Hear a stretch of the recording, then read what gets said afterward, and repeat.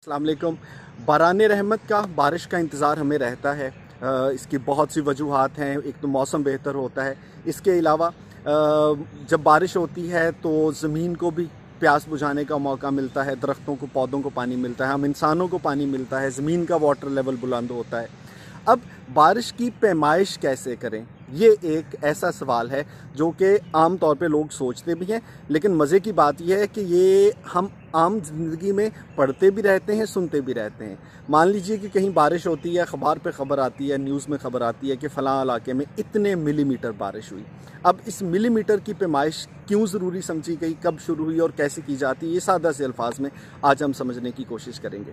बुनियादी तौर पे ये एक रेन गेज आला है जो कि दुनिया में नया नहीं है। तारीख़ उठा के देख लें, 500 कबल मसीह में इसका इस्तेमाल किया जाता था, अंग्रेज़ इस्तेमाल करते रहे हैं। चीन में इसकी आपको रेफरेंस बुक्स में मिल जाता है कि तकरीबन 500 कबल मसीह में। इसके अलावा हिंदुस्तान में इस आले को इस्तेमाल किया जाता था, लेकिन over a period of time जब इसमें जिद्दत आती गई, स्टैंडर्डाइजेशन आती गई, 19वीं सदी में एक रियाजीदान थे जिन्होंने एक आला डेवलप कर लिया और स्टैंडर्ड एक बना लिया कि बारिश की पैमाइश के लिए इसको स्टैंडर्ड मान लिया जाए।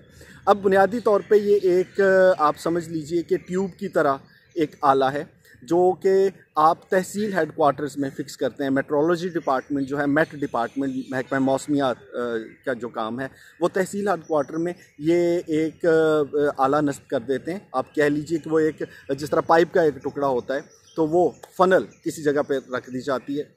अब उसमें ज़मीन से 1 फुट उसको बुलंद रखा जाता है कि ऐसा ना हो कि ज़मीन पे अगर बारिश हो तो वहाँ से पानी के छींटे उसमें गिरते रहे और आपको लगे कि बारिश की मिकदार ज़्यादा है।